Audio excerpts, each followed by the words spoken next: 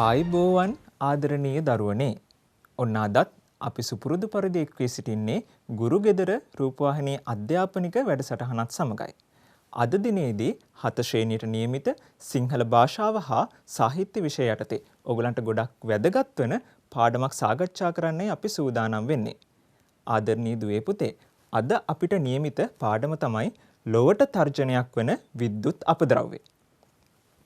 මේ පාඩම සාකච්ඡා කිරීමට පෙර වෙනද වගේ මගේ ආදරණීය දූල පුතාලා පාඩමට සම්බන්ධ වෙන්න කලින් අපේ සිංහල භාෂාව හා සාහිත්‍ය පෙළ පොතත් ඊළඟට සටහන් ලියා ගන්නට අවශ්‍ය සටහන් පොතත් ළඟට අරගෙන මාත් එක්ක පාඩමට සම්බන්ධ වෙයි කියලා මම බලාපොරොත්තු වෙනවා. එහෙනම් මෙතන ඉඳන් අපි බලමු මොකද්ද මේ ලොවට තර්ජනයක් වන විද්‍යුත් අපද්‍රව්‍ය කියන පාඩමේ අපිට ඉගෙන ගන්න තියෙන කරුණු කාරණා මොන වගේද, මොන වගේ විවිධත්වයකින් ඒ කරුණු සමන්විත වෙලා තියෙනවද කියලා. පාඩම ආරම්භ කිරීමට පෙර මගේ ආදරණීය දුවේ පුතේ, මේ පාඩමට අදාළ නිපුණතාව සහ නිපුණතා මට්ටම කෙරෙහි අපි අවධානය යොමු කරමු. නිපුණතාව 8 බිඳුව යටතේ භාෂාව නිර්වුල්ව හා නිවැරදිව භාවිත කරමින් නිර්මාණාත්මක ලේඛනයේ යෙදේ. අපේ සිංහල භාෂාව කොහොමද නිවැරදිව භාවිත කරමින් නිර්මාණාත්මක ලේඛනයක් සිදු කරන්නේ? ඒ කියන්නේ පාඨකයාව නැත්නම් අපි ඉදිරිපත් කරනු ලබන නිර්මාණය කියවන පුද්ගලයාව ආකර්ෂණයට ලක් කරන ආකාරයෙන් කොහොමද අපේ භාෂාව නිවැරදිව හසුරවලා මේ නිර්මාණය සිදු කරන්නේ කියන එක 8 බිඳුව නිපුණතාව යටතේ සාකච්ඡා කරනවා. ඉන් අනතුරුව නිපුණතා මට්ටම 8.2 යටතේ පාඨකයා ආකර්ෂණය වන පරිදි අදහස් ඉදිරිපත් කරමින් නිර්මාණාත්මකව ලියයි.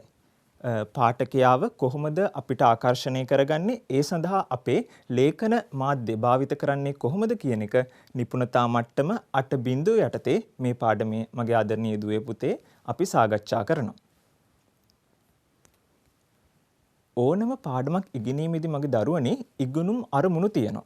එහෙම නැත්නම් ඉගෙනුම් ඵල කියලා වර්ගයක් තියෙනවා. අපි දැන් හඳුනාගනිමු මේ ලොවට තර්ජනයක් වන විද්‍යුත් අපද්‍රව්‍ය පාඩමේ අපි මොන වගේ ඉගෙනුම් අරමුණුද සාර්ථක කරගන්න ඕනේ කියන එක. පළවෙනි එක නිර්මාණාත්මක ලිපියක ලක්ෂණ හඳුන්වයි. පළවෙනි අරමුණ. දෙවෙනි අරමුණ පාඨකයා ආකර්ෂණය වන පරිදි ලිපි සකසන ආකාරය විස්තර කරයි. තුන්වෙනි අරමුණ භාෂාව නිවැරදිව භාවිත කරමින් ලියයි. මේ පාඩමේ අවසාන අරමුණ වශයෙන් මගේ ආදරණීය දුවේ පුතේ බිත්ති පුවත්පත් සහ සංගරා සඳහා නිර්මාණාත්මක ලිපි ලියයි. මෙන්න මේ අරමුණු 4 සාක්ෂාත් කරගන්නට හැකි වෙයි කියලා මම බලාපොරොත්තු වෙන මගේ ආදරණීය දූල පුතාලට මෙම පාඩම අවසානයේදී. ලොවට තර්ජනයක් වන විද්‍යුත් අපද්‍රව්‍ය. අපේ පෙළ පොතේ සඳහන් පාඩමේ නම. මේ පාඩම සකස් වෙලා තියෙන මගේ ආදරණීය දුවේ පුතේ පුවත්පත් ලිපියක් ආශ්‍රයෙන්. ඕගොල්ලෝ දන්නෝනේ අපි නිතර දිවේලේ සමාජයේ ඉන්නකොට, නිවසේ ඉන්නකොට විවිධ පුවත්පත් කියවනවා. විශේෂයෙන්ම මගේ ආදරණීය දූල පුතාලා තමන්ගේ වයස් මට්ටමට ගැලපෙන ළමා පුවත්පත් ඒ පුවත්පත් අරගෙන පුස්තකාලයෙන් හෝ වේවා නැත්නම් පාසල් පුස්තකාලයෙන්, ප්‍රජා පුස්තකාලයකින් නැත්නම් අම්මට හරි තාත්තට හරි කියලා මේ වගේ පුවත්පත් ගෙදර ගෙනල්ලා කියවලා රස වින්දනය කරලා දැනුම ලබා ගන්නවා. අන්න ඒ වගේ ළමා පුවත්පතක පළවෙච්ච ලිපියක් ඇසුරෙන් තමයි මගේ දරුවනේ මේ ලොවට තර්ජනයක් වන විද්‍යුත් අපද්‍රව්‍ය පාඩම අපේ පෙළ පොතට සකස් කරලා දීලා තියෙන්නේ. අපි බලමු මොන පත්තරෙන්ද මේක උපුටාගෙන තියෙන්නේ, මොන වගේ කරුණුද මේකේ සමන්විත වෙලා තියෙන්නේ කියලා. කාලීන පරිසර ගැටලුවක් ආශ්‍රයෙන් සකස් වූ පුවත්පත් ලිපියකි. ආදරණීය දුවේ පුතේ, මේක කාලීන ගැටලුවක් කියලා මම සඳහන් කරාට ඇත්ත වශයෙන්ම කිව්වොත් මේක සර්වකාලීන ගැටලුවක් බවට පත් වෙලා තියෙනවා. ඒ කියන්නේ දැන් අපේ දෙමෝපියන්ගේ කාලේ ඉඳන් ඊට පෙර කාලයේ සිටම ඊළඟට අපේ වර්තමාන කාලයේදී අනාගතයේදී පවා අපිට මේ ගැටලුවට මුහුණ දීමට සිද්ධ වෙලා තියෙනවා. මේ ගැටලුව පිළිබඳ විසඳුම් විවිධ ආකාරයෙන් ඉදිරිපත් වුණත් ඒවා ඵලදායී මට්ටමින් ක්‍රියාත්මක වන ආකාරයක් මගේ ආදරණීය දරුවනේ අපිට දැක බලා ගන්න හැකියාවක් නැහැ. ඉන් අනතුරුව මගේ දරුවනේ මේ පුවත්පත් ලිපිය පළ වෙලා තියෙන්නේ 2012 වර්ෂයේ නොවැම්බර් මාස 19 වෙනි දින. මිහිර පුවත්පතේ පළ වූ ලිපියක් ආශ්‍රයෙන් තමයි අපේ පෙළ පොතට මේ පාඩම සකස් වෙලා තියෙන්නේ. ඒ කියන්නේ ළමා පුවත්පතක් ආශ්‍රයෙන් තමයි මේ ලිපිය නිර්මාණය වෙලා තියෙන්නේ. ආදරණීය දුවේ පුතේ අපි බලමු මේ ලිපියේ අන්තර්ගත තොරතුරු මොන වගේද මොන වගේ මාතෘකාවලටද මේ තොරතුරු ගොනු කරලා තියෙන්නේ කියන එක අපි මෙතනදී සාකච්ඡා කරමු. මූලික වශයෙන් මගේ ආදරණීය දුවේ පුතේ ඉලෙක්ට්‍රොනික අපද්‍රව්‍ය අණු කියන එක අපි හොඳින් මතක තියාගන්න ඕනේ. අපි බලමුකෝ. ඉලෙක්ට්‍රොනික භාණ්ඩ පාවිච්චි කිරීමෙන් පසු නැවත ප්‍රයෝජනයට ගත නොහැකි ද්‍රව්‍ය ඉලෙක්ට්‍රොනික හා විද්‍යුත් අපද්‍රව්‍ය ලෙස සැලකේ. මම මේ කතාව මගේ ආදරණීය දුල පුතාලට පොඩ්ඩක් පැහැදිලි කරලා දෙන්නම්. දැන් අපි ආදි මානවයාගේ සිට මේ දක්වා ගමන් කරද්දී මිනිසා තමන්ගේ බුද්ධිය පාවිච්චි කරලා විවිධ මෙවලම් නිර්මාණය කරා. ඒ කියන්නේ තමන්ගේ කාර්යයන් පහසු කර ගැනීම සඳහා කෙටි කාලයක් තුල වැඩි කාර්යයන් ප්‍රමාණයක් ඉටු කර ගැනීමට මිනිසා තමන්ගේ බුද්ධිය පාවිච්චි කරලා විවිධ තාක්ෂණික උපකරණ මෙවලම් නිෂ්පාදනය කරන්න පටන් ගත්තා. ඒ පටන් ගැනීමෙන් අනතුරුව මෙවැනි උපකරණ ලෝකයේ විවිධ රටවල් වලින් සංවර්ධනය වෙමින් පවතින රටවල් මේ රටවල් ආශ්‍රිතව නිෂ්පාදනය වෙන්න පටන් ගත්තා. දැන් මේ උපකරණ වැඩි වශයෙන් නිර්මාණය වීමත් සමග මේක පරිසරයට බැහැර කිරීමේදී ඒ කියන්නේ විශාල වශයෙන් පරිසරයට බැහැර කිරීමේදී මේක මිනිස් දිවියට විශාල හානියක් බවට පත් වුණා. ඒක තමයි ආදරණීය දුවේ පුතේ කියන්නේ ඉලෙක්ට්‍රොනික භාණ්ඩ පාවිච්චි කිරීමෙන් පසු නැවත ප්‍රයෝජනයට ගත නොහැකි ද්‍රව්‍ය ඉලෙක්ට්‍රොනික හා විද්‍යුත් අපද්‍රව්‍ය ලෙස සැලකේ කියන එක. අපිට මේ ඉවත ලබන භාණ්ඩ නැත්නම් ඉලෙක්ට්‍රොනික උපකරණ නැවත ප්‍රයෝජනට ගන්න බැරි නම් ඒක අපි හඳුන්වනවා ඉලෙක්ට්‍රොනික අපද්‍රව්‍ය විදිහට. ඉන් අනතුරු අපි දෙවෙනි කාරණය වෙත අවධානය යොමු කරමු. මෙම අපද්‍රව්‍ය කිසිදා දි รา පත් නොවේ. බොහොම වැදගත් කාරණයක්. දැන් මගේ ආදරණීය දුල පුතාලා මේ පොලිතින් එහෙම පරිහරණය කරන්න ඕනේ. අපිට නිරන්තරයෙන් රූපවාහිනී මාධ්‍ය විවිධ මාධ්‍ය ඔස්සේ කියනවා පොලිතින් කියන්නේ පරිසරයේ දි รา පත් නොවන අපද්‍රව්‍යයක් කියලා. ඒ වගේම තමයි මගේ ආදරණීය දුවේ පුතේ මේ ඉලෙක්ට්‍රොනික අපද්‍රව්‍යත් පරිසරයේ කිසිඳුදා දි รา පත් වෙන්නේ නැහැ. දැන් පොලිතින් කියන අපද්‍රව්‍යයටත් වඩා භයානක අපද්‍රව්‍යයක් බවට මේ ඉලෙක්ට්‍රොනික අපද්‍රව්‍ය පත් වෙලා තියෙනවා. පරිසරයේ කියන්නේ අපි පරිසරයට මේක මුදා හැරීමෙන් පස්සේ ස්වභාවික පරිසරය තුළ මේක කවදාකවත් දි รา පත් වෙන්නේ නැහැ. දැන් අපි ගන්න ආහාර බත් හෝ වෙනත් ආහාර වර්ග පරිසරයට මුදා හැරීමෙන් පස්සේ ස්වභාවිකවම මේක පරිසරයේ දි รา පත් වීමට ලක් වෙනවා. ගහකින් වැටෙන කොළ රොඩු ටික ස්වභාවික පරිසරයේ තියෙන වෙනත් ද්‍රව්‍ය පරිසරයේම විසින් ස්වභාවදහම් මාතාවට අනුව ඒක දි รา පත් වීම මේ ක්‍රියාවලිය සිද්ධ වෙනවා. හැබැයි මිනිසා විසින් මේ නිර්මාණය කරනු ලබන මේ ද්‍රව්‍ය මේ ඉලෙක්ට්‍රොනික අපද්‍රව්‍ය කිසිදා පරිසරයේ දි รา පත් වීම සිද්ධ වෙන්නේ නැහැ. ඉන් අනතුරුව වසරකට ටොන් මිලියන 40කට වඩා ඉලෙක්ට්‍රොනික අපද්‍රව්‍ය පරිසරයට මුදා හැරීම සිදුවේ. ආදරණීය දුවේ පුතේ මෙම ඉලෙක්ට්‍රොනික අපද්‍රව්‍ය වසරකට ටොන් මිලියන 40කට වැඩි ප්‍රමාණයක් පරිසරයට මුදා හැරීම සිද්ධ වෙනවා. ඔයගොල්ලෝ ගණන් හදලා බලන්න වසරකට මේ තරම් ප්‍රමාණයක් නම් වසර 10ක් ඇතුළත කොයිතරම් අපද්‍රව්‍ය ප්‍රමාණයක් නැත්නම් ඉලෙක්ට්‍රොනික අපද්‍රව්‍ය ප්‍රමාණයක් අපේ මේ පෘථිවි ගෝලයේ පරිසරයට එකතු වෙනවද කියන එක විශාල සංඛ්‍යාවක්. ඉතින් මගේ ආදරණීය දුවේ පුතේ අපිට හිතා ගන්න පුළුවන් ඒ තුලින් අපිට සිද්ධ වෙන හානියත් ඒ වගේම විශාලයි. ඒ තුලින් මිනිස් දිවියට සිදුවන බලපෑමත් ඒ තරම්ම භයානකයි කියන එක අපි මතක තියාගන්න ඕනේ. ඉන් අනතුරුව මෙම ලිපියේ මෙවැනි මාතෘකාවක් සඳහන් වෙලා තියෙනවා. අපි ඒ පිළිබඳ අවධානය යොමු කරමුකෝ. ඉලෙක්ට්‍රොනික අපද්‍රව්‍ය වල අහිතකර බලපෑම්. මොනවද මේ අපි භාවිත කරන ඉලෙක්ට්‍රොනික අපද්‍රව්‍ය වල නිෂ්පාදනයේදී වගේම ඒවා අපි පරිහරණය කිරීමේදී තියෙන අහිතකර ද්‍රව්‍ය මොනවද කියන එක අපි ඉගෙන ගමු. අනිකුත් අපද්‍රව්‍ය වලට වඩා මේ මගින් පරිසරයට අහිතකර බලපෑම් ඇති කරයි. ඒ කියන්නේ දරුවනේ දැන් පොලිතින් ප්ලාස්ටික් වගේ අපද්‍රව්‍ය වලටත් වඩා මම අර ඉහත සඳහන් කරා වගේ මේ ඉලෙක්ට්‍රොනික අපද්‍රව්‍ය මගින් අපේ ජීවිතයට නැත්නම් මේ ජෛව ගෝලයට විවිධ අහිතකර බලපෑම් ඇති කරනවා. ඒ කියන්නේ අනිත් අපද්‍රව්‍ය වලට වඩා වැඩි බලපෑමක් ඇති කරනවා. දැන් අපි උදාහරණයක් වශයෙන් ගත්තොත් එහෙනම් මගේ දරුවනේ මේවැනි විවිධ උපකරණ මිනිස්සුන්ගේ කාර්යයන් පහසු කර ගැනීම සඳහා යොදාගෙන තියෙන්නේ. ඒ කියන්නේ මිනිස්සුන්ගේ බුද්ධියෙන් තමයි මේව නිර්මාණය කිරීම සිදු කරලා තියෙන්නේ. සමහර දේවල් විවිධ රසායනික ද්‍රව්‍ය පාවිච්චි කරලා ඉන්නතුරු විවිධ රසායනික සංයෝග එකතු කරලා ඒ කියන්නේ මිනිස්සුන්ට අහිතකර දේවල් භාවිත කිරීමෙන් තමයි මෙවැනි උපකරණ නිෂ්පාදනය කරලා තියෙන්නේ. ඒ නිසා දරුවනේ මේවා තුලින් අපිට වගේම මේ පෘථිවි ගෝලයට ඒ වගේ අහිතකර බලපෑම් සිද්ධ වෙන්න පුළුවන්. දෙවෙනි කාරණය ග්‍රෑම් 2ක මයික්‍රෝ චිපයක් භාවිතයෙන් පසු පරිසරයට මුදා හැරීමෙන් කිලෝග්‍රෑම් 26ක අහිතකර මූලද්‍රව්‍ය ප්‍රමාණයක් පරිසරයට එකතු වේ. ඔන්න බොහොම වැදගත් කාරණයක්. ග්‍රෑම් 2ක මයික්‍රෝ චිපයක්. ඊටාම කුඩා මයික්‍රෝචිප් ඔයගොල්ලෝ දැකලා තියෙනවා මගේ ආදරණීය දූල පුතාලා ගොඩක් තාක්ෂණය පිළිබඳ ඔහොම දන්න නිසා මේ වගේ කරුණු කාරණා දන්නවා. මයික්‍රෝචිප් එකක් කියන්නේ අපේ ඇහැට පේන ඊටාම සියුම් ඉලෙක්ට්‍රොනික උපකරණයක්. මේ ඉලෙක්ට්‍රොනික උපකරණය තුලින් මගේ ආදරණීය දුවේ පුතේ මේක පරිසරයට මුදා හැරීමෙන් පස්සේ කිලෝග්‍රෑම් 26ක අහිතකර අපද්‍රව්‍ය ප්‍රමාණයක් පරිසරයට එකතු වෙනවා. ඉතින් බලන්න මේ තරම් සියුම් ඉලෙක්ට්‍රොනික උපාංගයකින් මෙතරම් අහිතකර දේවල් පරිසරයේ සිද්ධ වෙනවා නම් අපි භාවිත කරන විශාල ඒ වගේම අපේ නිතර දෙවේලේ නිවසේ භාවිත කරන ඉලෙක්ට්‍රොනික උපකරණ වලින් කොයිතරම් බලපෑමක් පරිසරයට සිදු වෙනවද කියලා අපිට හිතා ගන්න පුළුවන්.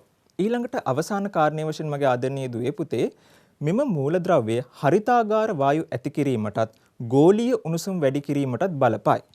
ආදරණීය දුවේ පුතේ පෘථිවි ගෝලය විවිධ අහිතකර වායු වර්ග වලින් දැන් මේ ඉලෙක්ට්‍රොනික උපාංග වල නිකුත් කරන ඒ අපද්‍රව්‍ය නිසා දූෂණයට ලක් වෙලා තියෙනවා.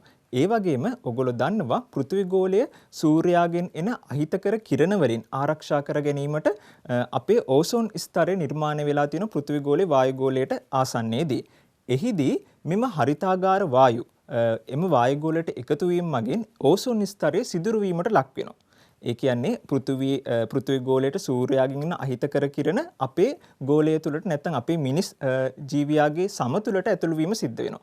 ඒ තුලින් පිළිකා රෝගකාරක තව ගත්තොත් එහෙම චර්ම රෝග, ඒ කියන්නේ සමේ රෝග, ඇස්වල ඇති වෙන රෝගකාරක ඇති වෙන්න පුළුවන්.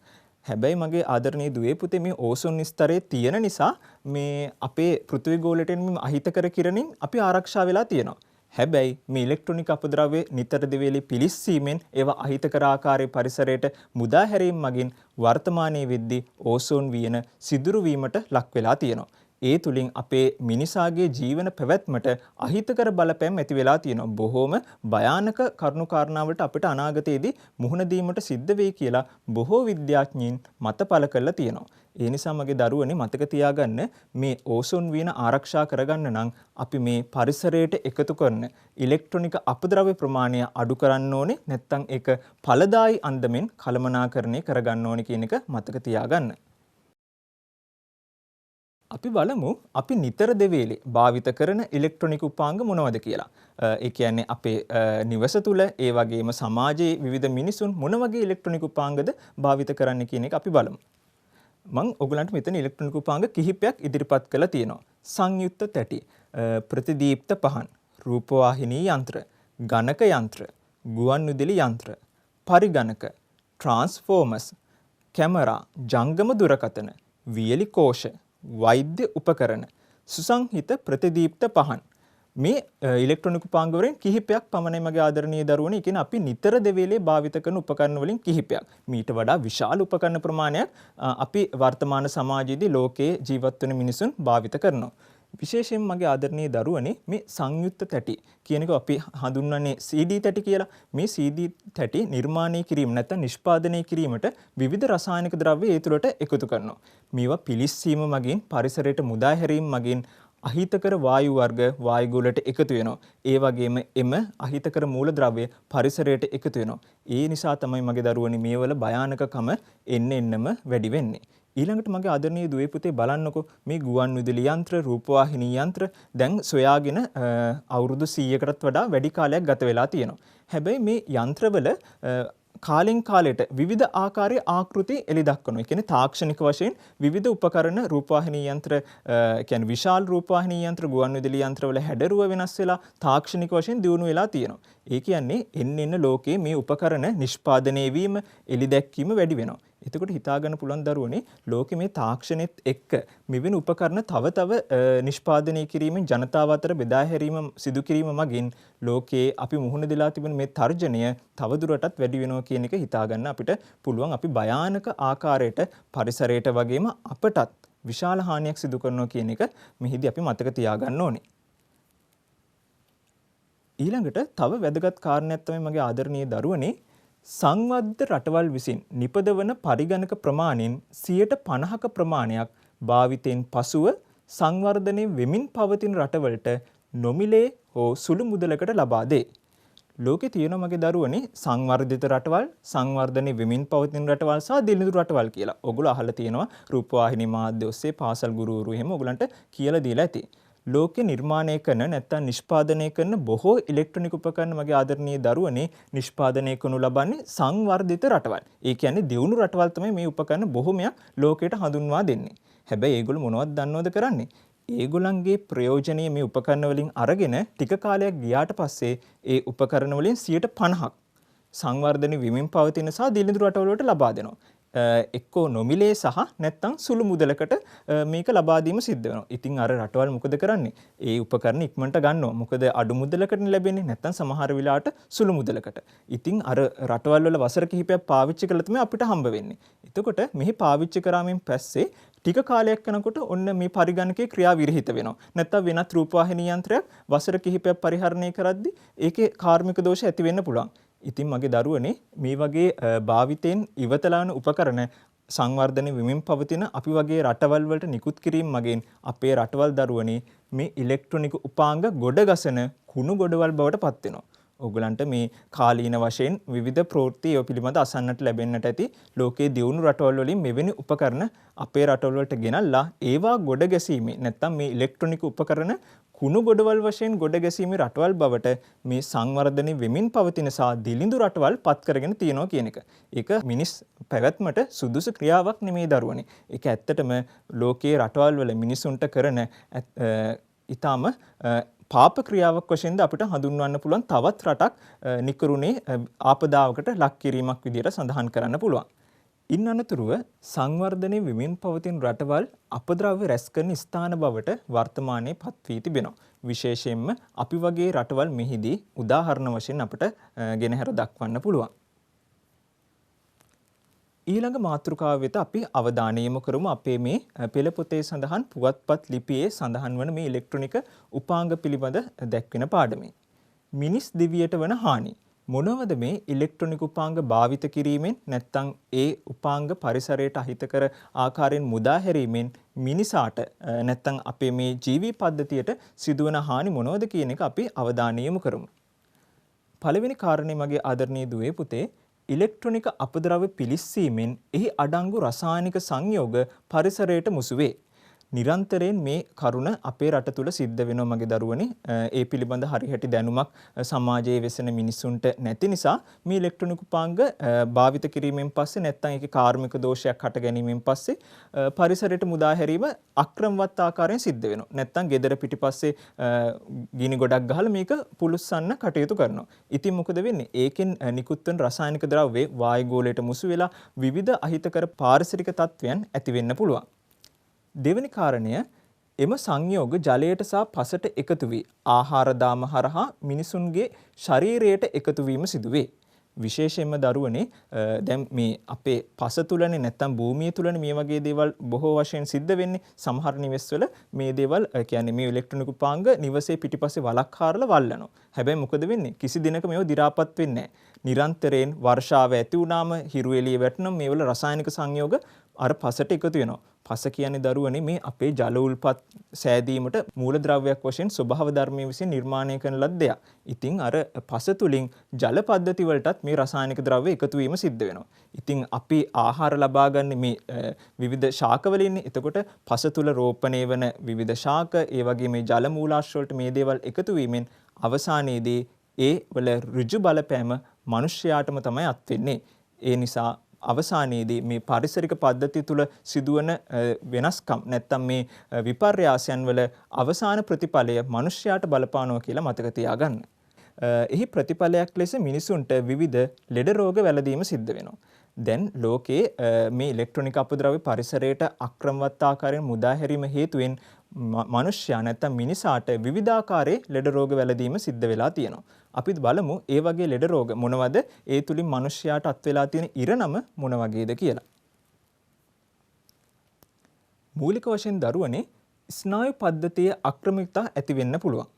ඒ කියන්නේ ඔයගොල්ලෝ දන්නවා අපේ මිනිස් ශරීරයේ නිර්මාණය වෙලා තියෙන ප්‍රධාන පද්ධතීන් වලින් එකක් තමයි මේ ස්නායු පද්ධතිය කියලා කියන්නේ. අපිට සියුම් ඒ කියන්නේ දේවල් ඔය අපි කුනිත්තනකොට නේද අඬනකොට ඒ වගේ දේවල් වල අපිට මේවා දැනෙන ස්නායු පද්ධතිය හරහා සිදුවන මේ ඉන්ද්‍රියවල ක්‍රියාකාරීත්වය මගින්. ඉතින් මගේ ආදරණීය දුවේ පුතේ මේ අපද්‍රව්‍ය වල අහිතකර දේවල් අපේ ශරීරයට ලැබීම තුලින් මේ ස්නායු පද්ධතිය අක්‍රමිකතා ඇති වෙන්න පුළුවන්. ඒ කියන්නේ අපිට ඒ වගේ සියුම් දේවල් දැනෙන්නේ නැති වෙන තත්ත්වයටපත් වෙන්න පුළුවන්. ඒක අපේ මනුෂ්‍ය ජීවිතයට සිදුවෙන අහිතකර බලපෑමක් විදිහට අපිට සඳහන් කරන්න පුළුවන්. ඒ කියන්නේ අපේ මේ ඇඟිලි සොලවන එක, අපේ ඇස් පිහාටු ගසන එක, ඒ වගේ දේවල් පවා වලට මේක හානි සිද්ධ වෙන්න පුළුවන්. ඒ වගේ දේවල් අක්‍රමිකතා ඇති වෙන්න පුළුවන්. ඊළඟට දෙවෙනි එක එන්සයිම් වල ක්‍රියාකාරීත්වයට වන බලපෑම්. ඒකත් අපේ ශරීරයේ තුලම විවිධ එන්සයිම් ක්‍රියාත්මක වෙනවා. ඒව වලටත් මේක බලපෑම් ඇති වෙන්න පුළුවන්. තුන්වෙනි කාරණය පිළිකා රෝග වැළඳීම. ඔගොල්ලෝ දන්නව දරුවනේ වර්තමාන සමාජයේදී විවිධ ඒ කියන්නේ ලෝකයේ ජීවත් වෙන මිනිසුන් බහුතරයක් විවිධ පිළිකා රෝගකාරක වලින් මී යෑම සිද්ධ වෙනවා. මුඛ පිළිකා, ඊළඟට හෘදය ආශ්‍රිතව ඇති වෙන පිළිකා, මේ වගේ පිළිකා වර්ග තියෙනවනේ. ඒ පිළිකා රෝග ඇතිවීමට, මිනිසුන්ට ඒ පිළිකා රෝග වැළඳීමට මේ ඉලෙක්ට්‍රොනික අපද්‍රව්‍ය පරිසරයට එකතු වීම, ඒ තුලින් ඒක මිනිස්යාට ඇතුළත් වීම තුලින් මෙවැනි පිළිකා රෝගත් වැළඳෙන්න පුළුවන්. විශේෂයෙන්ම සමේ පිළිකා, ඉන් අනතුරුව ශරීර අභ්‍යන්තරයේ ඇති වෙන පිළිකාවක් වගේ දේවල් ඇති වෙන්න පුළුවන්. පිළිකාවක් වැළඳීම මගින් මිනිස් දිවිය කෙටි වෙන්න පුළුවන්. ඔහුගේ ආයු අපේක්ෂාව නැති වෙලා යන්න පුළුවන්. අන්න ඒ නිසා දරුවනේ මෙවැනි රෝගකාරකත් මිනිසුන්ට මේ අපද්‍රව්‍ය නිසා ඇති වෙනවා. ඉන් අනතුරුව ප්‍රජනන පද්ධතියේ අක්‍රමිකතා සිදු වෙන්න පුළුවන් අපේ මේ ජීවි පද්ධතිය තුළ. ඉන් අනතුරුව ආහාර ජීර්ණය කෙරෙහි බලපෑම් ඇති කරන්නත් පුළුවන්. අපි කන ආහාරවල ජීර්ණ පද්ධතියට පවා මේක බලපෑම් ඇති වෙනවා. අවසාන වශයෙන් ප්‍රතිශක්තිකරණයේ අක්‍රමිකතා සිදු වෙන්න පුළුවන්. ප්‍රතිශක්තිකරණය. මොකද්ද මේ ප්‍රතිශක්තිකරණය කියලා කියන්නේ?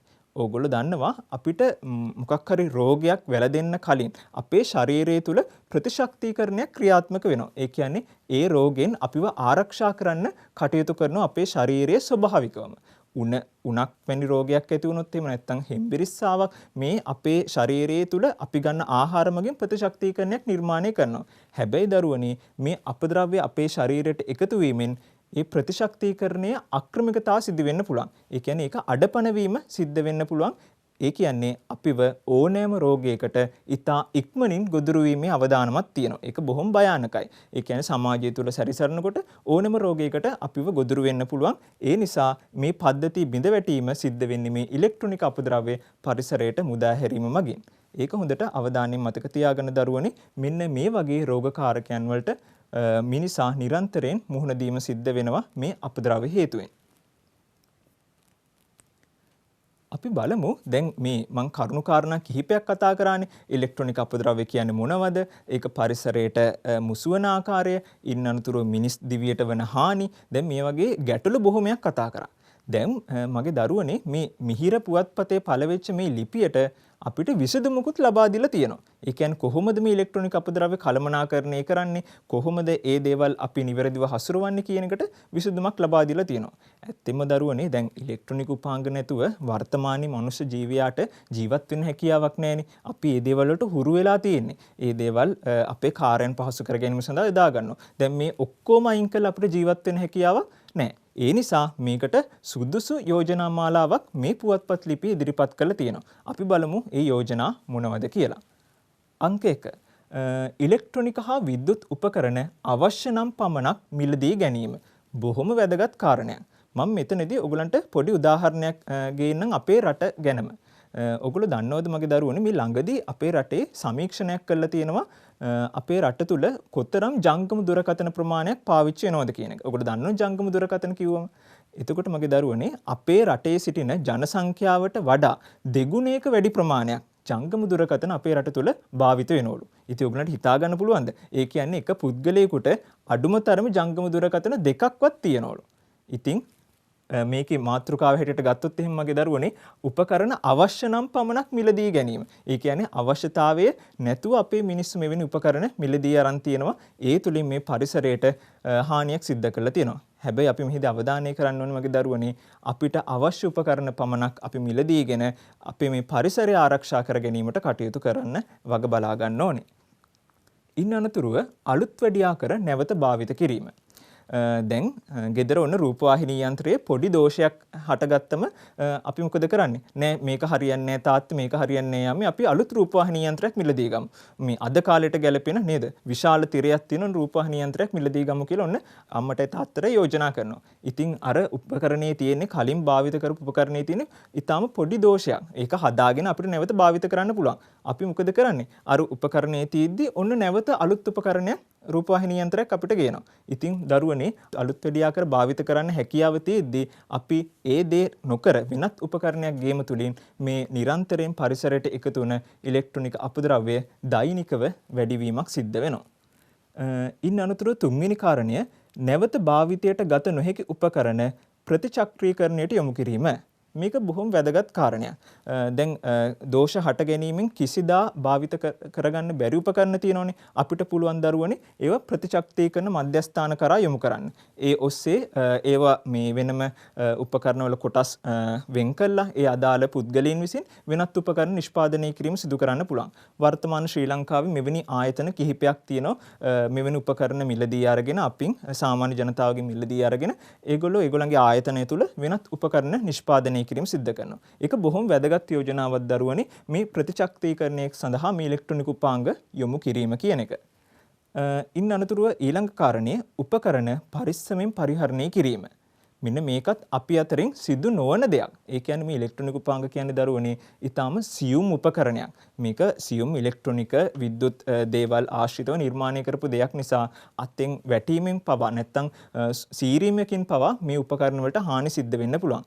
ඉතින් අපි මේ උපකරණ බොහොම පරිස්සමෙන් පරිහරණය කරන්න ඕනේ. පරිස්සමෙන් පරිහරණය කරොත් අපිට දීර්ඝ කාලයක් පාවිච්චි කරන්න පුළුවන්, භාවිත කරගන්න පුළුවන්. ඒ කියන්නේ ජංගම දුරකථනයක් වුණත් අඩුම තරමින් ඉතා හොඳින් පරිහරණය කරොත් වසර 6ක් 5ක් වගේ කාලයක් අන්න අපිට තියාගන්න පුළුවන්. හැබැයි වර්තමානයේදී මේ දේවල් හරියට සිද්ධ නොවන නිසා අඩුම තරමේ වසර 5ක කාලයක් තුළ එක පුද්ගලයෙකු ජංගම දුරකථන 4ක් 5ක් මිලදී ගැනීම සිද්ධ වෙනවා. ඉතින් ඒ තුලින් මගේ දරුවනේ මේ පරිසරයට මේ අපද්‍රව්‍ය එකතු වීම දෛනිකව වැඩිවීම සිද්ධ වෙනවා. ඉන් අනතුරු අවසාන කාරණය මෙම ද්‍රව්‍ය අනාරක්ෂිත අයුරින් පරිසරයට මුදා නොහැරීම. ඔන්න ඕක මම ඉහතදී සඳහන් කරා. මේ උපකරණ භාවිත කිරීමෙන් පස්සේ ඔන්න සමහර මිනිස්සු කරන්නේ බඩු ටික එකතු කරගෙන ගිහිල්ලා ඔන්න ඇල මාර්ගයකට දානවා. තමන්ගේ ගෙදර තියාගන්නේ. ඒ ගෙදර තියාගත්තොත් මේක තමන්ට හානියක් වෙනවා කියලා දන්නවනේ. හැබැයි පිට මිනිස්සු ගැන හිතන්නේ නැහැ. ඒ දේවල් අයින් කළා එහා ගෙදර වත්තෙන් හරි නැත්නම් පාරෙන් හරි තියනවා. නැත්නම් මේක විශාල කුණු ගොඩක් වශයෙන් ගොඩ ගහලා පිලිස්සීම කරනවා. ඔන්න ඕකම නිසා තමයි දරුවනේ අර මං ඉහත සඳහන් කරපු ජල මූලාශ්‍ර ඊළඟට මේ අපේ පාංශු අංශු වලට මේ දේවල් එකතු වෙලා අපේ ආහාර දාම් වලට පවා බාධා සිද්ධ වෙලා තියෙන්නේ. අපි මේ දේවල් දරුවනේ නිසි පරිදි කළමනාකරණය කරගන්න ඕනේ. වර්තමානයේ වෙද්දී මේ උපකරණ එකතු කරන විවිධ මධ්‍යස්ථාන තියෙනවා මම අර ඉහත සඳහන් කරා වගේ. එම පුද්ගලයන් ඇතැම් අවස්ථාවල අපේ නිවසට පවා පැමිණ අපිට මුදලක් ගෙවලා මේ උපකරණ මිලදී ගන්නවා. ඉතින් ඒ වගේ ආයතන ඔන්න අපිට වැඩි දියුණු කරන්න පුළුවන්. මේ පුවත්පත් ලිපිය ඔන්න අපිට යෝජනාවක් ඉදිරිපත් කරලා දීලා තිනවා. රැකියාව අවස්ථාවත් ඇති වෙනවා මගේ දරුවනේ. රැකියාවත් බිහි වෙනවා. පිරිසකට මේ යෝජනාව ඉදිරිපත් කළා මේ ඉලෙක්ට්‍රොනික උපාංග නිවසින් නිවස බැහැර කරන දේවල් මිලදී අරගෙන ඒගොල්ලන්ට පුළුවන් අර මං ඉහත සඳහන් කරපු ප්‍රතිචක්‍රීකරණ වැඩසටහනකට යොමු කළා ඒ දේවල් වලින් හොඳ ආර්ථික වාසි ලබා ගන්නත් පුළුවන්. බලන්න මගේ දරුවනේ මේ පුවත්පත් ලිපියේ අවසානයේදී අපිට මේ ගැටලුවෙන් ඉවත් වීමට නැත්නම් අනාගතයේ මේ ඉලෙක්ට්‍රොනික අපද්‍රව්‍ය වලින් අපිට හානියක් සිදු නොවීමට හොඳ උපදෙස් මාලාවක් ලබා දීලා තියෙනවා. අපි ඊළඟට අවධානය යොමු කරමු පෙළ පොතේ සඳහන් පුවත්පත් ලිපියේ ලක්ෂණ. මේ අපි සාකච්ඡා කරපු මේ අපි ඉගෙන ගත්ත මේ ලිපියේ මොන වගේ ලක්ෂණ වලින් සමන්විත වෙලා තියෙනවද කියලා අපි බලමු. පළවෙනි එක කාලීන වැදගත්කමක් ඇති කරුණක් පිළිබඳ දැනුවත් කිරීම. මං කිව්ව දරුවනේ මේක කාලීන නෙමෙයි සර්වකාලීනයි කියලා. මේ ගැටලුව සෑම කාලයකටම බලපානවා කියලා.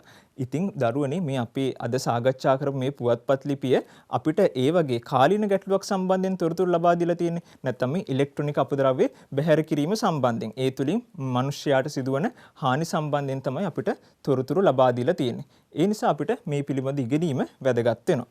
ඒක හොඳ ලක්ෂණයක් මේ පුවත්පත් ලිපියේ. දෙවෙනි කාරණය ලිපියේ අරමුණු පැහැදිලි වනසේ සුදුසු මාතෘකාවක් යෙදීම.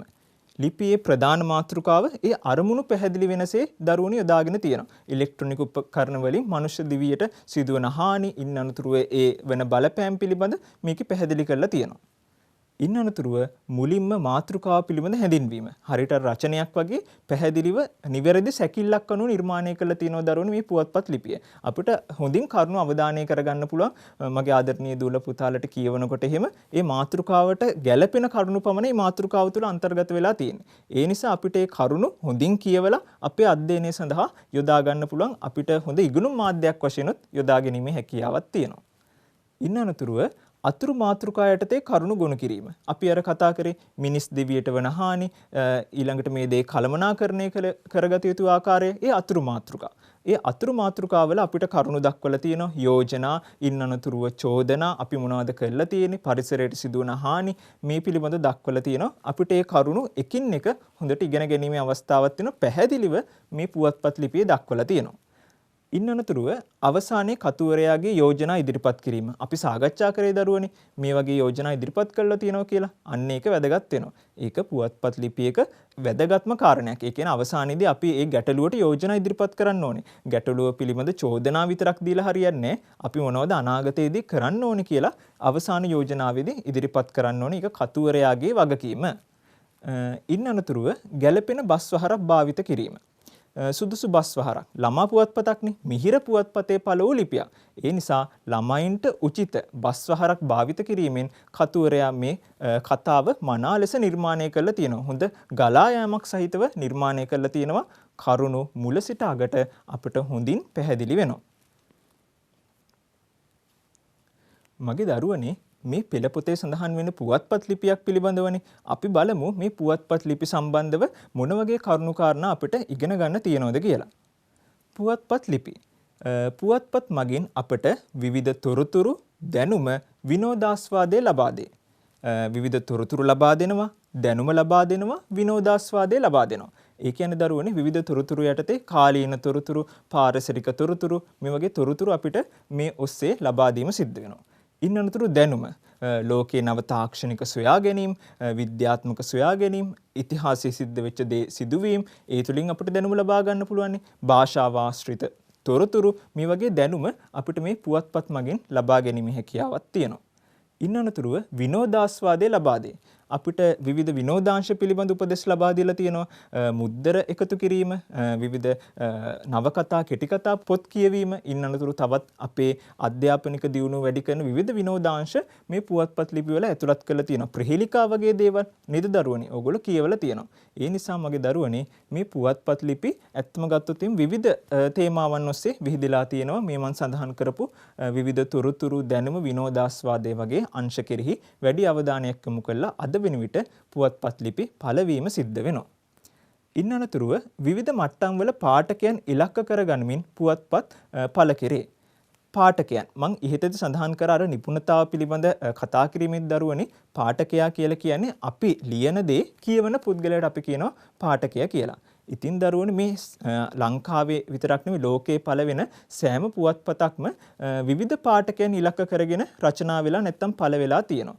උදාහරණයක් වශයෙන් දැන් අපි අද සාකච්ඡා කරපු මිහිර පුවත්පත ළමා පාඨක පිරිස ඉලක්ක කරගෙන රචනා වෙලා තියෙනවා. ඒ වගේම තරුණයන් ඉලක්ක කරගෙනත් රචනා වෙච්ච පුවත්පත් ඕනෑතරම් අපේ සමාජයට එක ගන්න පුළුවන්. වැඩිහිටි පරපුර ඉන් අනතුරුව පොදු හැමෝටම ඒ කියන්නේ ළමා, තරුණ, මහලු මේ හැමෝටම එකතු වෙලා රස විඳින්න පුළුවන්, දැනුම ලබා ගන්න පුළුවන් පුවත්පත් වර්තමානයේදී අපේ රටේ විතරක් නෙමෙයි ලෝකේ පවා පළවීම සිද්ධ වෙනවා. ඒ නිසා දරුවනේ මම මේ අවසානයේදී දක්වලා තියෙනවා ළමා, තරුණ, සාමාන්‍ය පොදු පාඨකයන් වශයෙන් වර්තමානයේදී පුවත්පත් ලිපි පළවීම සිද්ධ වෙනවා කියලා. ඔයගලන්ට මේ රූප සටහනෙන් දැක ගන්න පුළුවන් ඔන්න ළමයින් සඳහා ඉදිරිපත් වෙච්ච පුවත්පත් ලිපි අපේ ලංකාව තුල පළවෙන. ඔයගොල්ලෝ බොහොම පොඩි වයසේ ඉඳන් කියවලා තියෙනවා, රස වින්දනය කරලා තියෙනවා, මේ ඔස්සේ දැනුම ලබාගෙන තියෙනවා. බොහොම ජනප්‍රිය පුවත්පත් කිහිපයක් මම ඔයගලන්ට ඉදිරිපත් කරලා තියෙනවා.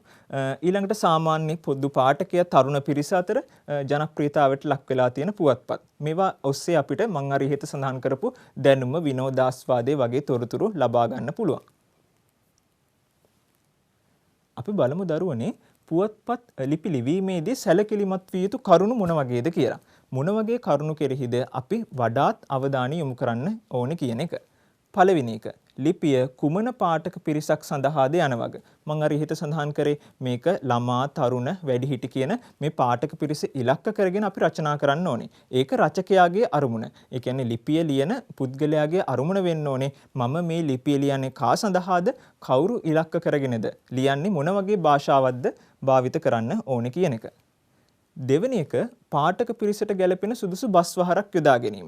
මම අර සඳහන් කරේ ඒ යෝග්‍ය බස්වහර අපි යොදා ගන්න ඕනේ. නැත්නම් ඒ වයස් සීමාවට එහා ගිය බස්වහරක් යොදාගත්තොත් එහෙම මගේ දරුවනේ දැන් කුඩා ළමයින්ට එහෙම ඒක කියවන්න බෑ. ඕගලන්ට එහෙම ඒ භාෂාව පිළිබඳ වැඩි අවබෝධයක් ලබා ගැනීම හැකියාවක් නැහැ. ඒ කරුණ පිළිබඳ හොඳින් තේරුම් ගැනීමේ අවස්ථාව මග හැරෙන්න පුළුවන්. ඒ නිසා කතුවරයාගේ වගකීම තමයි යෝග්‍ය බස්වහර වයස් සීමා මට්ටම් වලට ගැලපෙන ආකාරයෙන් ඉදිරිපත් කිරීම. ඉන් අනතුරුව පාඨකයාගේ සිත් ඇදගන්නා සුළු බව. ආදරණීය දුවේ පුතේ, මේ රචකයා විසින් ඉදිරිපත් කරනු ලබන මේ පුවත්පත් නිර්මාණාත්මක ඉදිරිපත් කිරීම රචකයාගේ මූලික වගකීමක්. ඒ තුලින් තමයි පාඨකයා ඒ පුවත්පතට නැත්නම් ඒ අඩංගු ලිපියට ආකර්ෂණය වීම සිද්ධ වෙන්නේ. අවසාන කාරණය මාතෘකාවට අදාළ බව. දැන් අපි සාකච්ඡා කරපු මේ ඉලෙක්ට්‍රොනික අපද්‍රව්‍ය පිළිබඳ මේ පුවත්පත් ලිපියේ මාතෘකාවෙන් පිට කිසිදු කරුණක් සඳහන් කරලා තිබෙන්නේ නැහැ මගේ දරුවනේ. ඒ අදාළ මාතෘකා ඉන් අනතුරුව අනුමාතෘකා වලට ගැලපෙන විදිහට කරුණු මනා ලෙස ගොඩනංවලා තිබ්බා. මම අර කිව්වේ මේක හොඳ ගලා යෑමක් සහිත ඉදිරිපත් කරලා තිබ්බා. ඒ නිසා අපි පුවත්පත් ලිපියක් ලිවීමේදී වග බලා ගන්න ඕනේ මාතෘකාවට ගැලපෙන ආකාරයෙන් ලිපිය සකස් කිරීමට. ඉන්න අනතුරුව මගේ දරුවනේ පුවත්පත් ලිපියෙන් දැන් අපි ඒ කරුණු කාරණා ඉගෙනගෙන අපි දැන් යම් බිත්ති පුවත්පතක් කියන්නේ මොනවද, බිත්ති පුවත්පත් වලින් අපිට ඉගෙන ගන්න දේවල් මොන වගේ දේවල්ද තියෙන්නේ කියන එක අපි අවධානය යොමු කරමු. බිත්ති පුවත්පත්. බිත්ති පුවත්පත් කියන්නේ මගේ දරුවනේ තොරතුරු sannivedanaya සඳහා යොදාගත හැකි මාධ්‍යයකි. පුවත්පත් ලිපියක් කියන්නේ තොරතුරු sannivedanයට යොදා ගන්න මාධ්‍යයක්. ඒ වගේම බිත්ති පුවත්පත් ලිපියකුත් කියන්නේ මේ තොරතුරු sannivedanaya සඳහා යොදා ගන්න මාධ්‍යයක්. අපි බලමු මොකද්ද මේ බිත්ති පුවත්පතක් කියලා කියන්නේ කියන එක අවධානය යොමු කරමු. සවි කරන ලද පෝරුවක හෝ අලවන ලද කඩදාසියක පෙළගස්වා ඇති ගද්‍ය, පද්‍ය නිර්මාණ, ප්‍රහේලිකා, චිත්‍ර, විවිධ තොරතුරු බිත්ති පුවත්පතක් ලෙස හැඳින්වේ. එක්ක මේක අලවන ලද කඩදාසියක. ඒ කියන්නේ බිත්තිය අලවන ලද කඩදාසියක නැත්තම් සකස් කරන ලද පෝරුවක නිර්මාණය කරන්න පුළුවන්. එම අදාළ කඩදාසිය හෝ පෝරුව තුල ගද්‍ය නිර්මාණ, පද්‍ය නිර්මාණ, ප්‍රහේලිකා, චිත්‍ර අඩංගු දේ බිත්ති පුවත්පතක් විදිහට දරුවනේ අපිට හඳුන්වන්න පුළුවන්. මේක ඔයගලන්ට ගොඩක් සමීපයි. පාසල් පන්ති කාමරයේදී පාසල තුල මෙවැනි බිත්ති පුවත්පත් ඔයගොල්ලෝ හොඳින් දැක තියෙනවා, අධ්‍යයනය කරලා තියෙනවා. අපි බලමු පාසලක අපට හමු වන බිත්ති පුවත්පත් මොන වගේද, මොන කාණ්ඩ වලටද ඒවා වෙන් වෙලා තියෙන්නේ කියලා. පළවෙනි එක පාසලේ බිත්ති පුවත්පත. ඒ කියන්නේ පාසලේ පරිශ්‍රය තුල හැමෝටම පොදුවේ පේන ස්ථානයක, හැමෝම වැඩිපුර ගැවසෙන ස්ථානයක මේ බිත්ති පුවත්පත නිර්මාණය කරන්න පුළුවන්. ඕගොල්ලන්ගේ පාසලෙත් මේ දේවල් ඇති ආදරණීය දුවේ පුතේ. ඒක ටිකක් විශාලව ඉදිරිපත් කරනවා විවිධ නිර්මාණ ඇතුළත් කරලා. ඉන් අනතුරුව පාසලේ විවිධ සංගම් වල බිත්ති පුවත්පත්. ඔයගොල්ලෝ දන්න ඕනේ පාසලේ විවිධ සංගම් තියෙන මගේ ආදරණීය දුවේ පුතේ. සිංහල භාෂාව හා සාහිත්‍ය සංගමය, ආගමික සංගමය, ඊළඟට තව විද්‍යා හා තාක්ෂණික සංගම්, ගණිත සංගම් කියලා විවිධ සංගම් පාසල් ආශ්‍රිතව නිර්මාණය වෙලා ඒවල සමාජිකාවන් වෙන් වශයෙන් ඉන්නවා. දැන් දරුවනේ පාසල් වල මේ සංගම් ආශ්‍රිතවත් ඒවට ආවේනික බිත්ති පුවත්පත් තියෙනවා. ඒ කියන්නේ සිංහල භාෂාව හා සාහිත්‍ය සංගමයට රචනා, ගද්‍ය නිර්මාණ, පද්‍ය නිර්මාණ ඇතුළත් කරලා ඔන්න ඒ ආශ්‍රිතව තියෙන සංගම් ආශ්‍රිත බිත්ති පුවත්පතක් විදිහට අපිට දක්වන්න පුළුවන්. විද්‍යා හා තාක්ෂණික වශයෙන් නව සොයා ගැනීම, ඉන්නතුරු ලෝකයේ අලුත් දේවල් නිපදවීම, විද්‍යාඥයින් පිළිබඳ තොරතුරු ඇතුළත් වෙලා ඒ සංගම් වල බිත්ති පුවත්පත් වල ඉදිරිපත් වෙලා තියෙනවා. අන්න ඒවා අපිට මෙතනදී උදාහරණ වශයෙන් ගන්න පුළුවන්. ඉන් අනතුරුව පන්තියේ අපිට පන්ති කාමරය තුල දැක ගැනීමට තියෙන පන්ති බිත්ති පුවත්පත. ඒක ගොඩක් දරුවනේ ඔයගොල්ලෝ පන්ති කාමරය තුල ඉගෙනීම් ක්‍රියාවලියේ නිරත වෙලා ඉන්නකොට මේක හොඳින් දැක තියෙනවා. ප්‍රධාන විෂයන් 9ට අදාළ වෙච්ච බිත්ති පුවත්පත් පන්තියේ බිත්තිය පුරාවටම ඔයගොල්ලෝ දැකලා තියෙනවා, ඉදිරිපත් කරලා තියෙනවා. ඔයගොල්ලෝගේම නිර්මාණ තමයි ඒ තුල ඇතුළත් වෙලා තියෙන්නේ. ගණිතයට, සිංහල විෂයට, විද්‍යාව විෂයට මේ වගේ තොරතුරු ඇතුළත් වෙලා තිනවා. දැන් ගණිතය වගේ විෂයන් වල විවිධ ඝන වස්තු පිළිබඳ තොරතුරු අපිට ඇතුළත් කරන්න පුළුවන්. සිංහල විෂයේදී විවිධ කාව්‍ය නිර්මාණ, මම අර ඉහත සඳහන් කරපු රචනා මාතෘකාව ඔස්සේ රසවත් රචනා නිර්මාණ ඇතුළත් කිරීමේ හැකියාවක් තියෙනවා. අන්න ඔය වගේ දරුවනේ පාසල තුල අපිට පාසලේ බිත්ති පුවත්පත, පාසලේ විවිධ සංගම්වල බිත්ති පුවත්පත, ඉන් අනතුරුව පන්ති කාමරයේ තුලත් විවිධ විෂයන් අනුව බිත්ති පුවත්පත් දැක ගැනීමේ හැකියාවක් තියෙනවා. අපිට මේ සඳහා සුදුසු මාතෘකාවක් යෝජනා කරන්න පුළුවන් මේ අදාළ බිත්ති පුවත්පත් වලට. කැටපත් පවුර කියන්න පුළුවන්, උල්පත කියලා නම යෝජනා කරන්න පුළුවන්. ඒ අදාළ නිර්මාණ වලට ගැළපෙන විදිහට මේ බිත්ති පුවත්පතට ඉහළින් ඒ මාතෘකාව ඒ සකස් කරන පෝරුව හෝ ඒ කඩදාසියට ඉහළින් අපිට ඒ නම සඳහන් කරන්න පුළුවන්. අනිත් එක තමයි මගේ ආදරණීය දුවේ පුතේ මේ බිත්ති පුවත්පත් ආශ්‍රිතව තොරතුරු දැන ගැනීම sannivedanය කිරීමේ හැකියාව සීමිතයි. ඒ කියන්නේ සීමිත වපසරියක් තුරන මේක ක්‍රියාත්මක වෙන්නේ. දැන් පුවත්පත් ලිපියක් නම් පාඨක පිරිස බොහෝ රට පුරාම ව්‍යාප්ත වෙනවා. හැබැයි බිත්ති පුවත්පත් මේ අදාළ ස්ථානවල සිටින පිරිසට දැන ගැනීමේ හැකියාව නැත්නම් තොරතුරු sannivedanය කිරීමේ හැකියාව පමණයි පවතින්නේ. අන්න ඒ ගැනත් අවධානය යොමු කරන්න. ඉන් අනතුරුව පාසල තුල මෙන්ම වෙනත් ආයතනවලද බිත්ති පුවත්පත් දැකිය හැකිය. ඒ කියන්නේ දරුවනේ පොදු ස්ථානවල දුම්රිය පොළ, බස් නැවතුම් පොළ, රෝහල වගේ ස්ථානවලත් අපිට මෙවැනි ආකාරයේ බිත්ති පුවත්පත් දැක ගැනීමේ හැකියාවක් තියෙනවා. අපි බලමු මේ බිත්ති පුවත්පත් වල ඇතුළත් වෙලා තියෙන නිර්මාණ මොන වගේද, මොන වගේ විෂයන් වලටද ඒවා වෙන් වෙලා තියෙන්නේ කියලා. ගද්‍ය ලිපි ඇතුළත් වෙලා තියෙනවා. කවි පන්ති, කෙටි කතා, චිත්‍ර, විවිධ තොරතුරු, පාසල් ප්‍රවෘත්ති වගේ දේවල් මේ බිත්ති පුවත්පත් වල ඇතුළත් වෙලා තියෙනවා. ගද්‍ය ලිපි යටතේ අපි ලියන රචනා උන්න ඇතුළත් කරන්න පුළුවන්. පද්‍ය නිර්මාණ නැත්නම් කවි පන්ති යටතේ අපි ලියන විවිධ පද්‍ය නිර්මාණ තියෙනවා දරුවනේ. ස්වභාව සෞන්දර්ය පිළිබඳ, පවුලේ සමාජිකයන් පිළිබඳ, සුරතල් සත්වයා පිළිබඳ ඔන්න මගේ ආදරණීය දුල පුතාලා ඒ වගේ පද්‍ය නිර්මාණ ලියනෝනේ. ඒව ඇතුළත් කරන්න පුළුවන් මේ බිත්ති පුවත්පතට. ඉන් අනතුරුව කෙටි කතා නිර්මාණය කිරීමේ හැකියාවක් තියෙනවා. චිත්‍ර නිර්මාණ ගොඩක් ආසයින් මගේ ආදරණීය දරුවෝ චිත්‍ර අඳින්න. විවිධ සිතුවම්, මෝස්තර නිර්මාණ, කැටයම් නිර්මාණ, ලස්සන්ට දියසායම් සහ පාටකුරු භාවිතෙන් අඳින්න කැමතිනේ. අන්න ඒ වගේ නිර්මාණත් ඇතුළත් කරන්න පුළුවන්. ඉන් අනතුරුව විවිධ තොරතුරු ලෝකයේ තුල කාලීන වශයෙන් ඉදිරිපත් වෙලා තියෙන විවිධ තොරතුරු විවිධ මාතෘකාවලට ගැලපෙන විදිහට විද්‍යාව, තාක්ෂණික, ගණිතය, භාෂාව වගේ අංශ හරහා මේ ලිපි ඇතුළත් කිරීමේ හැකියාවක් තියෙනවා. ඉන් අනතුරුව පාසල් ප්‍රවෘත්ති. පාසලේ විශේෂ උත්සවයක් පිළිබඳව අපිට ඒ කරුණු කාරණා ඇතුළත් කරලා මේ බිත්ති පුවත්පතට තොරතුරු ඇතුළත් කිරීමේ හැකියාවක් තියෙනවා. මේ මම දක්වලා තියෙන රූප සටහන් ඔස්සේ ඔයගලන්ට දරුවනේ වඩාත් මේ කරුණු පැහැදිලි වෙයි. අපිට මේ වගේ චිත්‍ර නිර්මාණ, ඉන් අනතුරු මේ පද්‍ය නිර්මාණ, ගද්‍ය නිර්මාණ ඇතුළත් කිරීමේ හැකියාවක් තියෙනවා. අපි ඊළඟට අවධානය යොමු කරමු බිත්ති පුවත්පත් සකස් කිරීමේදී සැලකිලිමත් විය යුතු කරුණු මොන වගේද? මොන වගේ කරුණු කෙරෙහිද අපි වඩාත් සැලකිලිමත් විය යුත්තේ කියන එක අපි මෙතනදී අවධානය යොමු කරමු. පළවෙනි එක දිනපතා පත්‍රයක මුල් පිටුවේ ආකෘතියට අනුව සකස් කිරීම. ඒ කියන්නේ අපි අර සඳහන් කරපු පුවත්පත් ලිපිය මතකයිනේ. ඔයගොල්ලෝ දන්නව දරුවනේ පුවත්පත් ලිපියක නැත්තම් පත්‍රයක මුල් පිටුවේ ආකෘතිය ඔයගොල්ලෝ ඕනතරම් දැකලා තියෙනවා. අන්න ඒ විදිහට අපිට මේ බිත්ති පුවත්පතේ මුල් ආකෘතිය සකසා ගන්න පුළුවන්. ඊළඟට ඉහළින්ම බිත්ති පුවත්පතේ නම හා පළ කරන්නා කවුරුද? දිනය ආදී තොරතුරු ඇතුළත් කිරීමේ හැකියාව තියෙනවා. ඊළඟ කරුණ ඊට පහළින් ප්‍රධාන සිරස්තලයක් සහිත වාර්තාවක් ඇතුළත් කරන්න පුළුවන්. අපි අදාළ ඒ නිර්මාණ වලට ගැලපෙන විදිහට නිර්මාණ අඩංගු වෙලා තියෙන විදිහට අපිට සිරස්තලයක් නිර්මාණය කරගන්න පුළුවන්. ඉන් අනතුරුව ඡායාරූපයක් හෝ සිතුවමක්. ආදරණීය දුවේ පුතේ මේ බිත්ති පුවත්පත් සකස් කිරීමේදී අපිට ඡායාරූපයක්, සිතුවමක් ඇතුළත් කර ගැනීමේ හැකියාවකුත් තියෙනවා අදාළ අපි සකස් කරන මාතෘකාවට ගැලපෙන විදිහට. ඉන් අනතුරුව කලාත්මක අක්ෂර කලාවකුත් අපිට මෙහිදී ඇතුළත් කර ගැනීමේ හැකියාවක් තියෙනවා. ඒ කියන්නේ විවිධ හැඩයෙන් යුතු අකුරු නිර්මාණය කරලා ඉදිරිපත් කිරීමේ හැකියාවකුත් පවතිනවා.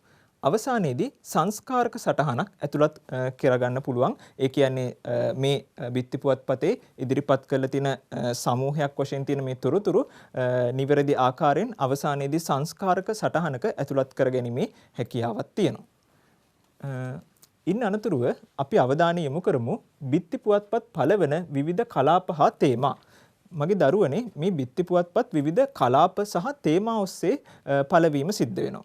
මුලින්ම අපි බලමු කලාප වශයෙන් මොන වගේ කලාපද ඇතුළත් වෙන්නේ කියලා.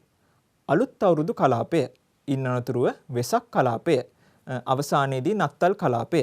දැන් අලුත් අවුරුදු කලාපය තුල අලුත් අවුරුදු චාරිත්‍ර වාරිත්‍ර, ඉන් අනතුරුව ඒ ගත කරන ඒ කාල සීමාවේ තියෙන විවිධ සංස්කෘතික වටපිටාව වගේ දේවල් ඇතුළත් කර ගැනීම හැකියාවක් තියෙනවා. වෙසක් කලාපයේදී සාමාන්‍යයෙන් බුද්ධ චරිතයේ අදාළ තොරතුරු, ඒ අදාළ සිදුවීම්, ඒ සංස්කෘතිය පිළිබඳ තොරතුරු නිර්මාණය කරලා ඉදිරිපත් කරන්න පුළුවන්.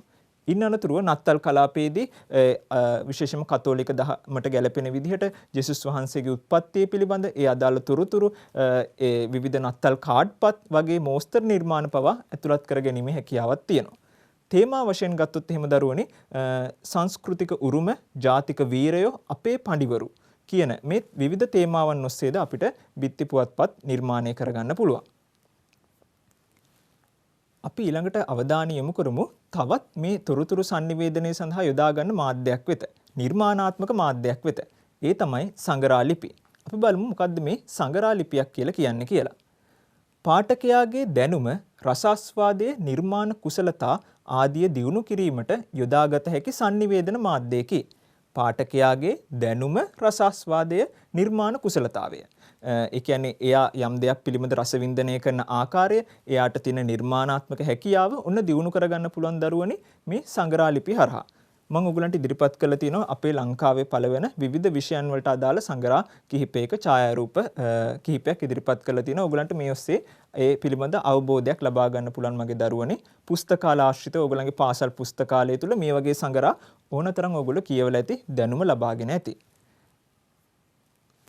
අපි බලමු සංගරා ලිපියක ලක්ෂණ මොන වගේද? අපි දැන් කතා කරන්නේ බිත්ති පුවත්පතක ලක්ෂණ, ඊළඟට පුවත්පත් ලිපියක ලක්ෂණ. දැන් අපි කතා කරමු සංගරා ලිපියක ලක්ෂණ මොන වගේ කරුණුද මේකේ ඇතුළත් වෙලා තියෙන්නේ කියලා. මුලින්ම පන්ති වශයෙන්, විෂය වශයෙන්, සංගම් වශයෙන් හෝ විද්‍යාලීය මට්ටමින් සංගරා පළ කරන්න හැකියාවක් තියෙනවා. ඒ කියන්නේ පන්ති කාමරේ පන්ති මට්ටමින් ඔන්න සංගරාවක් නිර්මාණය කරලා පළ කිරීමේ හැකියාවක් තියෙනවා. විෂය වශයෙන් ගත්තොත් එහෙම සිංහල භාෂාව හා සාහිත්‍ය, විද්‍යාව හා තාක්ෂණය, ගණිතය, නාට්‍ය හා රංග කලාව මේ වගේ විෂය මට්ටමින් සංගරා පළ කිරීමේ හැකියාවක් තියෙනවා. සංගම් වශයෙන් මම අර ඉහත සඳහන් කරපු පාසලේ සංගම් හෝ නැත්නම් සමාජය තුළ නිර්මාණය කරලා තියෙන වෙනත් සංගම් ආශ්‍රිතව මේ සංගරා ලිපි පළ කිරීමේ හැකියාවක් තියෙනවා. ඉන් අනතුරුව විද්‍යාලීය මට්ටමින් සංගරා පළ කළ හැකිය. ඒ කියන්නේ විද්‍යාලීය ප්‍රධාන උත්සවයක්, වාර්ෂික සංවත්සර උත්සවය, අන්න ඒ වගේ තොරතුරු ආශ්‍රයෙන් අපිට විද්‍යාලයේ නම පළ කරලා ඒ තොරතුරු ඇතුළත් කරලා අපිට මේ සංගරා පළ කිරීමේ හැකියාවක් තියෙනවා. ඉන් අනතුරුව දරුවනේ දැන් බිත්ති පුවත්පතක නම් සාමාන්‍යයෙන් සෑම දිනකම අපිට නිර්මාණ ඇතුළත් කරලා ඉදිරිපත් කිරීමේ හැකියාවක් තියෙනවා. හැබැයි සංගරාවක එහෙම ඉදිරිපත් කිරීමේ හැකියාවක් නැහැ. සංගරා ලිපියක් සාමාන්‍යයෙන් මගේ දරුවනේ සතිපතා, මාස්පතා හෝ ත්‍රිමාසික වශයෙන් තමයි ඉදිරිපත් වීම සිද්ධ වෙන්නේ. ඒ කියන්නේ දැන් ගත්තොත් එහෙම සතියක් ආශ්‍රිතව නිර්මාණය වුණ සංගරාවක් තියෙනවා. ඉන් අනතුරු මාස 3ක් මාස්පතා ඉදිරිපත් වෙන සංගරා තියෙනවා. ඒ නිසා අර බිත්ති පුවත්පත් වලට වඩා මගේ දරුවනේ සංගරා එතනදී විශේෂ ස්ථානයක් ගන්නවා. විවිධ කාල සීමාන් අනුව සංගරා ලිපි පළවීම සිද්ධ වෙනවා. ඉන් අනතුරු අවසාන කාරණේ වශයෙන් බිත්ති පුවත්පතකට මෙන්ම සංගරාවකටද විවිධ නිර්මාණ විචිත්‍රාංග ඉදිරිපත් කළ හැකිය. විවිධ නිර්මාණ ඇතුළත් කරන්න පුළුවන්. අපි බලමු ඒ මොන වගේ නිර්මාණද මොන විෂය කරුණු ඔස්සේද අපිට ඉදිරිපත් කරන්න පුළුවන් හැකියාවක් තියෙන්නේ කියලා. මෙන්න මේ මාතෘකාව ඔස්සේ අපිට විවිධ නිර්මාණ අපිට සංගරා ලිපියක පළ කරන්න පුළුවන්. අධ්‍යාපනික අංශය හරහා අපිට පුළුවන් මගේ දරුවනේ ඕගලන් ඉගෙන ගන්න විවිධ විෂයන් යටතේ ඒ තොරතුරු නිර්මාණය කරලා සංගරා ලිපියක් පළ කරන්න. භාෂා මේ වශයෙන් ගත්තොත් එimhe සිංහල භාෂාව විතරක් නෙමෙයි ලෝකේ විවිධ භාෂාවන් ආශ්‍රිතව අපිට සංගරා ලිපි පළ කරලා සංගරාවක් එළි දැක්වීමේ හැකියාවක් තියෙනවා. විද්‍යාත්මක හා තාක්ෂණික වශයෙන් නව සොයා ගැනීම මම ඉහත සඳහන් කරපු වගේ විවිධ විද්‍යාඥයින් පිළිබඳ තොරතුරු වගේ දේවල් ඉදිරිපත් කරන්න පුළුවන්. ක්‍රීඩාව ගත්තොත් එහෙම ක්‍රීඩා ආශ්‍රිතවත් ඒ වගේ තොරතුරු සඳහන් කරන්න පුළුවන්. පරිසරය, ඉන් අනතුරුව කලාව මේ මාධ්‍යයන් ඔස්සේද සංගරා ලිපි පළ කිරීම විවිධ ශේෂ්ත්‍රයන් වශයෙන් අපිට හඳුන්වන්න පුළුවන්. ආදරණීය දුවේ පුතේ, අපි ඊළඟට අවධානය යොමු කරන්නේ පද බෙදීම පිළිබඳ තියෙන ව්‍යාකරණ රීති පිළිබඳ තියෙන මේ පාඩමේ ඉතුරු කොටසට. මගේ ආදරණීය දරුවනේ අපේ මේ සිංහල භාෂාවේ නිවැරදිව පද බෙදීම භාවිත කරේ නැත්නම් අපි නිර්මාණය කරන නැත්නම් ඉදිරිපත් කරන වාක්‍යයේ අදහස විකෘති වෙන්න පුළුවන්. අපි ඒ පිළිබඳ උදාහරණ සහිතව පැහැදිලි කරගමු. වැරදියට පද බෙදලා තියෙන අවස්ථාවක් විදිහට බෙනේ කණේ කියන එක අපිට දක්වන්න පුළුවන්. ඒක නිවැරදි කර විට බෙනේක ණයෙක් වශයෙන් නිවැරදි පද බෙදීම නිර්මාණය වෙලා තියෙනවා. එතකොට අර අර්ථය විකෘති වීමක් පළවෙනි පද බෙදීමේ කියන්නේ වැරදියට පද බෙදීම සිදු වෙලා තියෙන අවස්ථාවේදී සිදු වෙලා තියෙනවා. ඉන් අනතුරුව ඔහුද කුණු කකුල පෙරට තබා ඒක වැරදි විදියට පද බෙදුණු අවස්ථාවක්. ඉන් අනතුරුව නිවැරදිව පද බෙදුව විට ඔහු දකුණු කකුල පෙරට තබා කියලා අපිට ඉදිරිපත් කරන්න පුළුවන්. ඒ නිසා මගේ ආදරණීය දුවේ පුතේ පද බෙදීම නිවැරදිව සිදු කළ විට අපිට නිවැරදි අදහස ලබා ගැනීමේ හැකියාවක් තියෙනවා. ආදරණීය දුවේ පුතේ අපි ඊළඟට අවධානය යොමු කරමු සිංහල භාෂාවේ පද බෙදීමට සම්බන්ධ තියෙන රීති කෙරෙහි. පළවෙනි එක තමයි මගේ ආදරණීය දුවේ පුතේ පහත දැක්වෙන ප්‍රත්‍ය වචනයට එක්කොට ලිවිය යුතුය. අපි බලමුකේ උදාහරණ කෙරෙහි පඳුරු වලින් සතුන්ගේ විල්වල වනෙහි අඩිපාරවල් කුළු මීමුන්ගේ කියන මේ වචනවල මේ වලින් ගේ වල හි වල් ගෙන් වගේ ප්‍රත්‍ය මේවා පදයකට සම්බන්ධ කරලා ලියන්න ඕනේ. නිවැරදිව පද බෙදීමේ රීතිය යටතේ මුලින්ම අපි සාකච්ඡා කරන්නේ අන්න ඒකයි. ඉන් අනතුරුව දරුවනේ උපසර්ග වචනයට එක්කොට ලිවිය යුතුය. උපසර්ග පද බෙදීමේදී සෑම විටම වචනයකට සම්බන්ධ කරලා එකට ලිවිය යුතුයි. මේ උදාහරණ වෙත අවධානය යොමු කරන්නකෝ මගේ ආදරණීය දුවේ පුතේ. මව්බිමේ උපන් මාගේ දරුවනි පරසිරිතට ගැති නොවව්. අවගුණයට දොර වසව්. දුසිරිත් දුරු කරව්. සුසිරිත් වඩව්. ජාතියේ අභිමානය සුරකිව්. නිවහල් දේශයක් ගොඩ නගව්. දියුණුවේ මග අනුගමනය කරව්. මේක ඔයගලගේ පෙළ පොතේ සඳහන් වෙන උදාහරණයක් ආශ්‍රයෙන් තමයි මම දරුවනේ උපුටාගෙන තියෙන්නේ. මේ මම රතු පාට වර්ණයෙන් දක්වලා තියෙන්නේ උපසර්ග පද සෑම විටම පදයකට එක්කොට ලිවිය යුත්තේ පද බෙදීමේ රීතිය යටතේ. ඉන් අනතුරුව දරුවනේ ඒ අදාළ වචන මම ඔයගලන්ට වෙන වශයෙන් දක්වලා තියෙනවා. තවත් පැහැදිලි වෙන විදිහට පරසිරිතට, දුසිරිත්, සුරකිව්, නිවහල්, අවගුණයට, සුසිරිත්, අභිමානය, අනුගමනය කියන මේ පර, දු, සු, නි, අව, සු, අභි, අනු කියන උපසර්ග පද අදාළ වචනයට එක්කොට ලිවිය යුතුයි කියලා මතක තියාගන්න පද බෙදීමේදී. ඉන් අනතුරුව දරුවනේ ඕගලන්ට දැන් නිවසේදී කරන්න පුළුවන් ලිඛිත අභ්‍යාස කිහිපයක් මම ඇතුළත් කරලා තියෙනවා. ඕගලන්ගේ පෙළ පොතේ සඳහන්ම වෙන ලිඛිත අභ්‍යාස ඕගලන්ට පුළුවන් මේ කරුණු කාරණා හොඳින් අවධානය කරලා මා කියපු දේවල් හොඳට අහුම්කන් දීලා ඒ අදාළ කරුණු වලට ගැලපෙන විදිහට මේ නිවැරදිව පද බෙදීම සිදු කරගන්න පුළුවන්. එතකොට මගේ දරුවනේ ඕගලන්ගේ ලේඛන හැකියාව නිවැරදි වෙන්න වැඩිපුර රචනාවට ලකුණු ගැනීමේ හැකියාවකුත් මේ ඔස්සේ ලැබෙනවා. ඒ නිසා ඔන්න ලිඛිත අභ්‍යාස කිහිපයක් මම දරුවනේ ඔයගලන්ට ඇතුළත් කරලා තියෙනවා පද බෙදීම සම්බන්ධව. ආදරණීය දුවේ පුතේ දැන් මේ පාඩම යටතේ අපි බොහෝ කරුණු කාරණා ඉගෙන ගත්තා. විශේෂයෙන්ම මේ විද්‍යුත් අපද්‍රව්‍ය පිළිබඳ ඉන් අනතුරුව මේ ලෝට තර්ජනයක් වන විද්‍යුත් අපද්‍රව්‍ය ලිපිය, පෙළ පොතේ සඳහන් වන පුවත්පත් ලිපියේ ලක්ෂණ, පුවත්පත් ලිපියක් ලිවීමේදී සැලකිලිමත් විය යුතු කරුණු, බිත්ති පුවත්පත් සහ සංගරා ලිපි පිළිබඳ තොරතුරු, එම ලිපි වර්ග දෙකේ ලක්ෂණ වෙන වෙනම ඉගෙන ගත්තා. අවසානයේදී පද බෙදීම සම්බන්ධ රීති පැහැදිලිව මම ඉදිරිපත් කරා. එහෙනම් මගේ ආදරණීය දුවේ පුතේ මේ පද බෙදීම සම්බන්ධ රීති ඒ අභ්‍යාස පෙළ පොතේ සඳහන් ඒ ලිඛිත අභ්‍යාස ඕගලන්ගේ සිංහල සටහන් පොතේ ලියා ගන්න. ඒක ඕගලන්ට ගොඩක් වැදගත් වෙයි මේ පාඩමට සම්බන්ධ මේ අභ්‍යාස සිදු කිරීමෙන්. එහෙනම් මගේ ආදරණීය දුවේ පුතේ මේ පාඩම යටතේ අපි මෙවැනි බොහෝ කරුණු කාරණා ඉගෙන ගත්තා. මේ වගේම තවත් වැදගත් ඒ වගේම ඕගලන්ටගේ දැනුම තවදුරටත් වර්ධනය වන ගුරු ගෙදර පාඩමකින් මම හමුවීමේ බලාපොරොත්තුවෙන් අදට මම ඕගලන්ගෙන් සමුගන්නවා. එතෙක් ඔබට සුබ දවසක්. ආයුබෝවන්.